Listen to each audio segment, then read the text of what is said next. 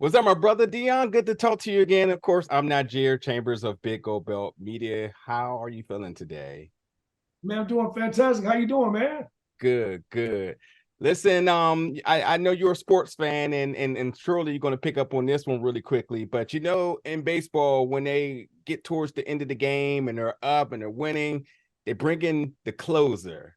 And power, when it's time to wrap that season up, when you want to ensure that you want to go out with a bang, they bring in Deon Taylor once again, finishing out another season of force with a hit.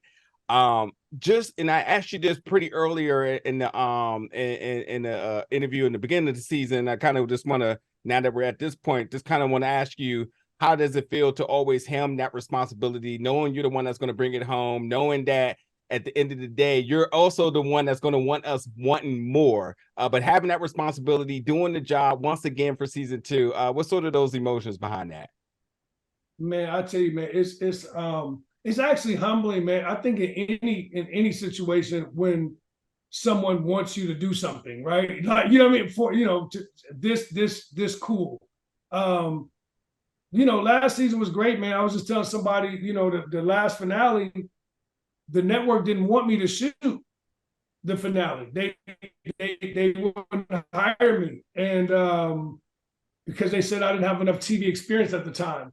And Joe Sikora and 50 Cent was like, "Hey, we need to rethink this." You know what I mean? And so when I went into that original finale, I went in there with a real chip on my shoulder. But I shoot with a chip because I'm an independent filmmaker anyway. You know what I mean? So I always kind of step on the set like, all right, I might not never get an opportunity to be here again, so I just go crazy. But yeah, when somebody puts you in the game, man, and be like, no, we need you to close it out.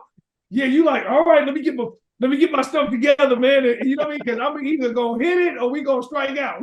But I'm gonna give you everything I have. So it's been great, man. And I love the cast. That's a really good piece for me. Is I truly love Joseph and Yeah. Chris and Isaac and Anthony. Like, I just think all of them are fantastic. And I love what 50 represents. So yeah, man, when you get on a set like that, just like a job, you showing up like, I want to deliver. You know what I mean? Yeah. And it's no different than baseball or basketball. Yeah, it's like, man, it's the last. I want the shot, Yeah. and it's dope, man. I enjoy it. Yeah, there's definitely a game winner, my brother. And again, thank you for all you do, not just in terms of power, but in Hollywood film and in film and television industry, man. We definitely want to make sure when we end this, is give you a moment to talk about some of the projects you got coming up. But Sure. really, one important scene I wanted to ask you about was Tommy standing over Kate, where it was apparent that Kate had overdosed, and we see Tommy shedding a tear. Now, the way I saw this was that we earlier saw Maria very much acknowledge that she chose Tommy over her family, over her brother. Mhm. And it looks like, especially because of that conflict between Maria and Kate, which is another scene we got to quickly talk about as well, too, that Tommy possibly for the first time ever is choosing somebody over his mother. Could you tell me exactly what it was that you saw, what you felt upon seeing Joseph and Tommy with that tear coming down his face? That's a tough scene, man. That's a tough emotional scene.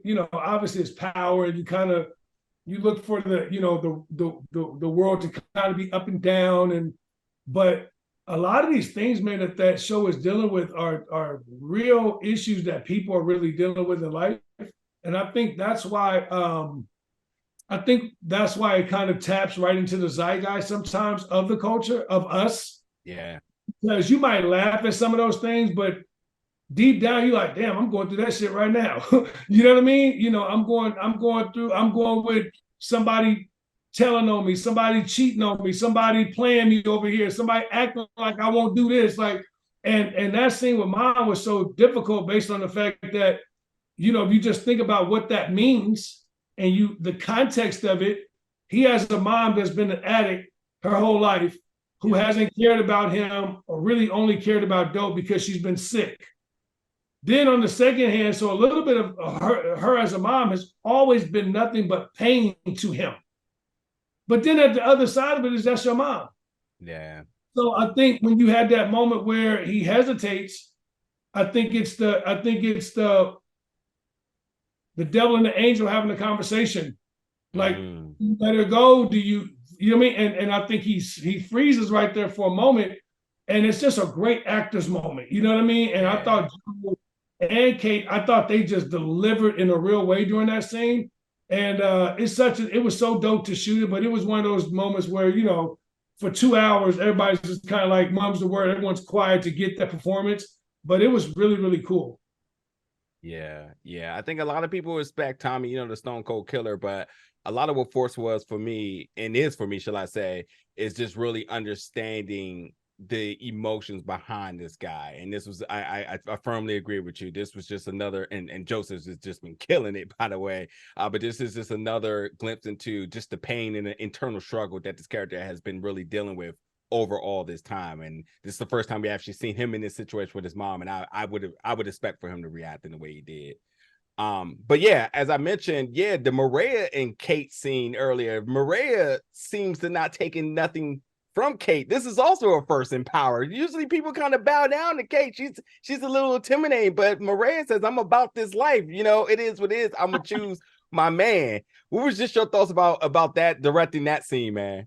Yeah, she is Kate, right? Like she got the spunk in her. It's funny, like my mom was always a fighter, and then one day I brought a girl home that was also a fighter, and they would just clash. You know what I mean? I'm like, but that's what you want. You know what I mean? And it's interesting because uh, I think the Tommy character has been looking for love his whole life. Mm-hmm. And unfortunately for him, he's gonna always find tough love. You know what I mean? And I think she represents tough love just like Kate does. But Yeah. I thought that was a fun scene to see, because you've been watching Power forever, right? So to see somebody finally be like, what you talking, I'm like, oh man, this is good. So I just thought that was a really, really fun touch that Gary and all the writers put on the episode, and allows this young lady to actually come in and get down and have some gravitas to her. It's dope scene. Yeah, I'm sure Camilla was probably thinking like, "Oh, they're playing with me here. I know I ain't gonna be the first person to stand up to Kate." Well, yes, you are. Yes, you are. And Oh, you did she it handled too. that scene. Yes, she Yeah, did. man, she really did it too. It was great. So Lucian, right? So on the Crew Has It podcast, they've been talking about, at least for 3 episodes now, just how good of a person that he is. And even D-Mac, you see this kid that's just trying to find his way. And then at times you start to see Lucian in him because of everything that they say he is. This guy that's kind of just a really big heart, but like obviously needs some guidance towards the character D-Mac here. But this episode, we see him kind of rip the band-aid off, get out of line. I ain't gonna say he bossed up because he definitely was inappropriate in a lot of things he did, but he stepped out of line. For you directing him, and truly opening up the playground for him to really tap into his talent here. What was just your thoughts about this coming out party for DMAC this episode? Yeah, Lucian's a great talent, man. But Lucian also represents our young culture. So a bit of him for me was always like pulling him to the side and letting him know, hey man, this is performance based, not about being loud. You know what I mean? And you gotta feel what you're saying. And it's interesting because a couple of these moments that he's had have been brilliant. That moment with him and his dad and Kate in the house, like that was a crazy part. You know what I mean? And I said, this is where you go crazy at. You know what I mean? And then you have other moments where you could be more subtle. But he's great, man, and he's fantastic. And just like all of them, I was just talking about Anthony Fleming as well. All of these people on this show are actually artists. Yeah. And Lucian's an artist. He's a musician. Mm-hmm. He's an actor. He's a writer. You know what I mean? It's like he's a hybrid. So it's very cool to watch him find these different things that he could put into himself and then deliver it. And look, the job for him and the job for all these other people, man, is to deliver something that people remember. You know what I mean? So it's really dope, man, that you with such a cool show would come on and remember that part. You know what I mean? And speaking of him, that means he's doing his job as an artist, and that's dope. Yeah, looking forward to him next season, man. You know how you like to kill some of our favorite characters, so I'm glad you spared him. All right. Listen, I got the word to wrap, but I just got to say, Akuma free agents. Any information yet? Man, yeah, free agents will start at the top of the year. I'm really excited about it, man. This will be the biggest movie I've ever made. And yeah, man, so I'm excited about that. And then we're also getting ready to start prepping for Blackula, which we're rebooting in 2024, man. So yeah, we got our plate full over here, man. We're gonna make sure we do a good job. We're gonna make sure that we make these movies represent us and say something as well. So I'm excited about both of them. All right, all right. Deon, I appreciate you, my brother. Obviously, we'll talk again very soon. If it ain't Power, if it ain't one of your films, either way, we're gonna link up, man. Thank you, brother. Appreciate you, man. No doubt, no doubt. And thank you again for your time today. Yes.